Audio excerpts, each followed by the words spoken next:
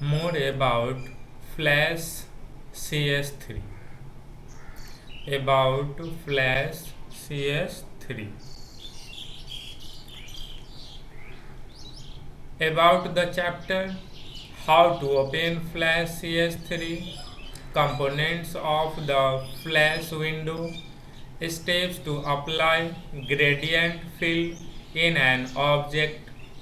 Gradient fill has two types: commands on objects, animation, create a motion twin animation, commands on layers, create a shape twin animation. First one is Flash. Flash is an animation software package. In Flash, you can animate the objects, you can play the movies in any browser with the help of Flash. Flash क्या है? एक animation software का package है जिसमें आप किसी भी object को एनिमेट कर सकते हैं। आप मूवी प्ले कर सकते हैं किसी भी ब्राउजर में with the help of flash.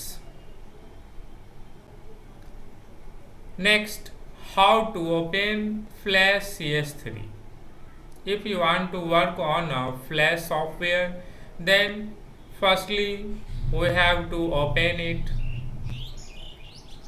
Step 1, click on the start button, all programs, then Flash 3 Professional. The home screen appears. Click on the Flash file under create new section to open the Flash document. With the help of these steps, we can easily open Flash CS3 software. Firstly, click on start button, then select all programs, then click on Flash CS3 Professional, then click Flash file under create new section to open the Flash document. Next topic is components of the Flash window. It is very important while you working on a Flash software. The stage.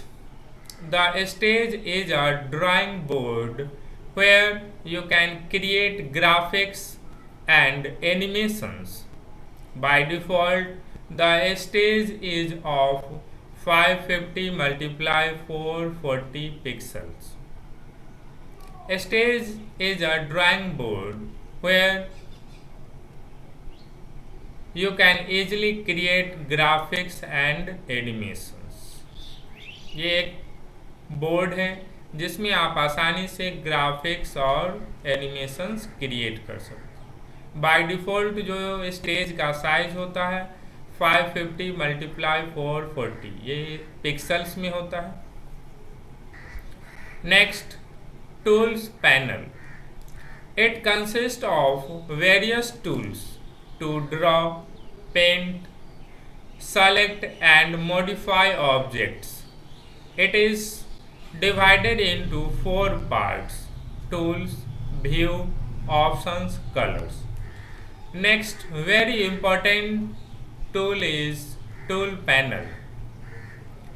It consists of various tools to draw, paint, select and modify objects. ये 4 भागों में बटा होता है या main 4 parts होते हैं इसके: tools, view, options and colour.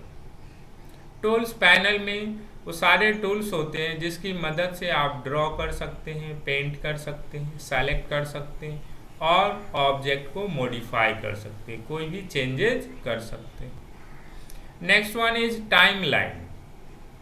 It is a fixed rectangular window placed on the top of the stage. Timeline is used to control the document in frames as well as in layers. Timeline एक fixed rectangular window है जो आपके window में top of the stage होता है।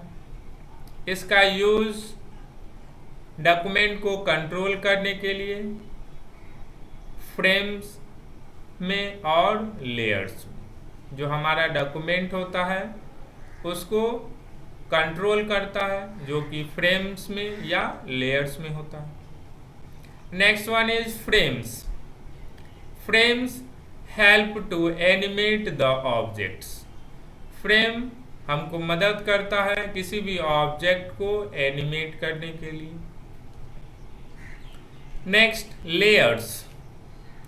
A layer contains its own timeline with endless frames. It lies on the left side of the frame. Layers क्या होता है? Layers contain its own timeline. Layers के पास अपना टाइमलाइन होता है। बहुत सारे फ्रेम्स होते हैं जो लेफ्ट साइड होते हैं हमारे फ्रेम्स के। Next, key frames. Key frame helps to define change to an objects properties.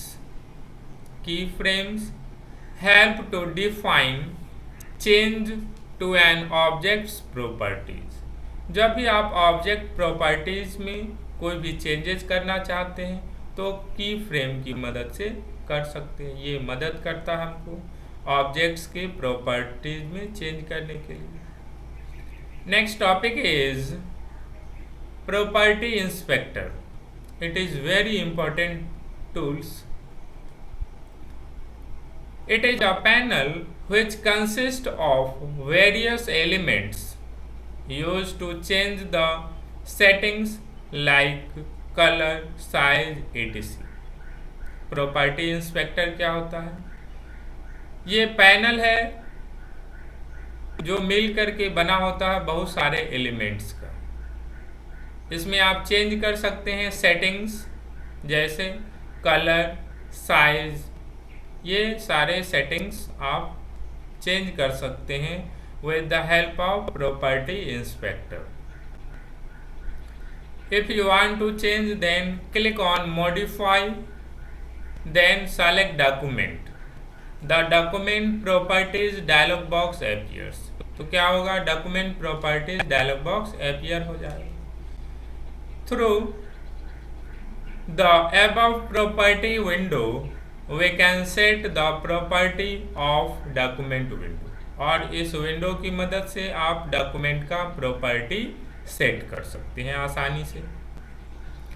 Next, steps to apply gradient fill in an object. Steps दिया गया है, इसकी मदद से आप ग्रेडियंट फिल अप्लाई कर सकते हैं अपने ऑब्जेक्ट पे। Select the object using the selection tools. Firstly आप उस ऑब्जेक्ट को सेलेक्ट कीजिए सिलेक्शन टूल की मदद से। Then click on the paint bucket tool. इसके बाद पेंट बकेट टूल पे क्लिक कीजिए। Then click on the fill colour.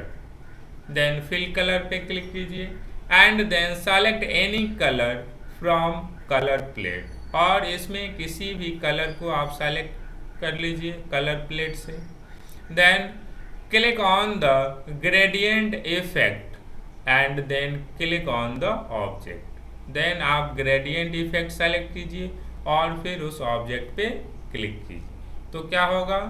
आपका ग्रेडियंट आपके सेलेक्टेड ऑब्जेक्ट पे अप्लाई हो जाएगा। इस तरीके से आप आसानी से ग्रेडियंट अप्लाई कर सकते हैं।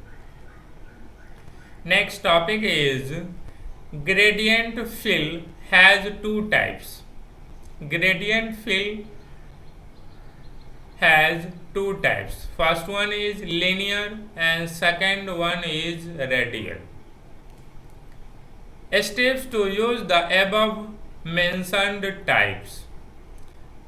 ऊपर जो मेंशन किया गया है दो टाइप, लिनियर और रेडियल, इसको आप कैसे अप्लाई करेंगे स्टेप बताया गया है, जिसकी मदद से आप आसानी से दोनों टाइप्स को अप्लाई कर सकते हैं।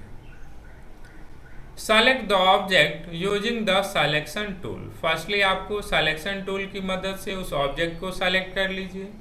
Then click window and colour to display colour mixer panel. Window पे क्लिक कीजिए, फिर कलर पे क्लिक कीजिए, तो क्या होगा, कलर मिक्सर पैनल आपके सामने अपीयर हो जाएगा। Click on fill style box. फिर आपको क्लिक करना है फिल स्टाइल बॉक्स पे। सेलेक्ट लिनियर और radial from drop down box. Drop down box में आप सेलेक्ट कर सकते हैं या तो लिनियर और radial. Then click on the object. इसके बाद आपको उस ऑब्जेक्ट पे क्लिक करना है। Next topic is commands on objects. Selecting an object. अगर आप किसी ऑब्जेक्ट को सेलेक्ट करना चाहते हैं, selecting object allow the user to apply commands on object. किसी भी ऑब्जेक्ट को सेलेक्ट करके ही आप उस पर डिफरेंट कमांड्स को अप्लाई कर सकते हैं। अगर आप सेलेक्ट करना चाहते हैं then click the selection tool. तो सबसे पहले आपको सिलेक्शन टूल पे क्लिक करना है। Then click and drag the selection box. Then selection box पे क्लिक करके ड्रैग कीजिए। Then release the mouse button when the required area gets selected। जब required area selected हो गया तो आपको माउस बटन को रिलीज कर देना, छोड़ देना। Next topic is rotating an object. किसी भी ऑब्जेक्ट को आप रोटेट कर सकते हैं। इसके लिए आपको सबसे पहले सेलेक्ट द ऑब्जेक्ट, उस ऑब्जेक्ट को सेलेक्ट कीजिए। Then click on modify, then transform, then select कीजिए rotate and skew. After that corner handle appears on the object. क्या होगा, कॉर्नर हैंडल आपके ऑब्जेक्ट पे अपीयर हो जाएगा। Then click on these handles to change the pointer in rotation handle. जैसे ही माउस पॉइंटर आप उस हैंडल के पास ले जाएंगे तो आपका माउस पॉइंटर चेंज हो जाएगा रोटेशन हैंडल की तरफ। Then drag a corner handle to rotate the object. Corner handle को रोटेट कीजिए तो आपका ऑब्जेक्ट भी रोटेट हो जाएगा। Then click outside the selected object to exit from transformation. अब आपको सेलेक्टेड ऑब्जेक्ट के बाहर कहीं भी क्लिक कीजिए तो आप उसे बाहर आ जाएंगे। Next topic is copying and moving the object. आप चाहते हैं किसी भी ऑब्जेक्ट को कॉपी करना या मूव करना, तो इस स्टेप को फॉलो कीजिए। Step 1, select the object. Firstly क्या करना है, आपको उस ऑब्जेक्ट को सेलेक्ट करना है। Then click on edit,